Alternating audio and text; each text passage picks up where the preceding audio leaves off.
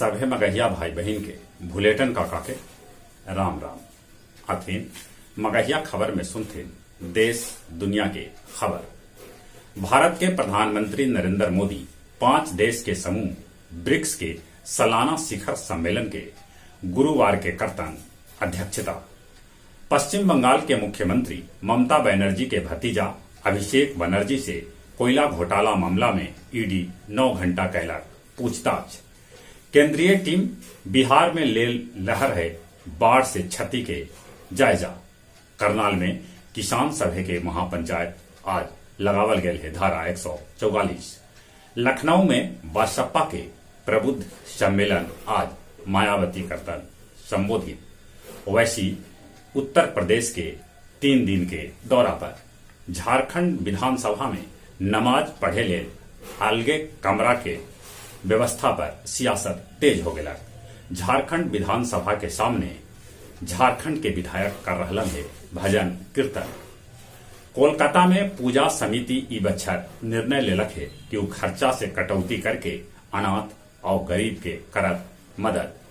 पंचायत चुनाव के दोसरका चरण लेल बिहार के 48 प्रखंड में नामांकन आज से। पीलीभीत टाइगर रिजर्व में बाघिन के साथे देखल गेल 6 गो शावक। दार्जिलिंग में भूस्खलन से रास्ता रुकल। पंजशीर के गवर्नर दफ्तर पर फहरायल तालिबानी झंडा। अहमद मसूद कहलन कि समूले देश में विद्रोह हो जाए। तालिबान जल्दीए बना सका है सरकार। एकरा लेल पाकिस्तान, चीन, रूस, ईरान, तुर्की और कतर के शपथ ग्रहण समारोह के दिलक है न्योता। पंजशीर में पाकिस्तानी हवाई हमला से ईरान नाराज, जांच के कर रहलक है मांग। ब्रिटिश संसद में जींस, टी शर्ट और स्लीवलेस टॉप पहने पर रोक। जापान में टीकाकरण प्रमुख कैबिनेट मंत्री तारो कोनो बन सका था देश के अगला प्रधानमंत्री। गया जिला के टेकारी और गुरारू में पंचायत चुनाव लेल नामांकन आज से। बालू माफिया पर कंडी नवादा में पुलिस कैलक छापामारी। रानी अहिल्याबाई के मनावल गेल 226वीं पुण्यतिथि। गया के डीएम उनकर प्रतिमा पर कैलन माल्यार्पण। बोध गया में पकड़ल गेल 10 लाख रुपया के दारू।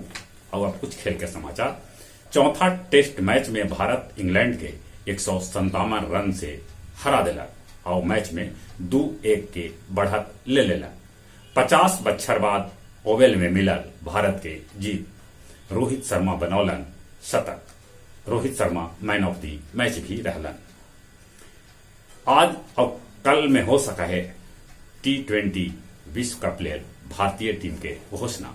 उन्हें T20 विश्व कप लेल पाकिस्तानी टीम घोषित हो गया। पाकिस्तान के कप्तान बाबर आजम हथन। टेस्ट क्रिकेट में भारत के तरफ से बुमराह सबला तेज 100 विकेट झटकलक। जहां तक मौसम का सवाल है, आसमान में बदरी है, पानी बरस सका है। कोरोना से बचे लेल मुंह और नाक पर मास्क लगाते, सोशल डिस्टेंसिंग के पालन करते, दिन में 4-5 बेर निमन से हाथ धोते और जो उम्र 18 बच्चे से ऊपरे है तो कोरोना के वैक्सीन जरूर लेते। चले अपने सभी के एक बेर फिर से भुलेटन काका के राम राम।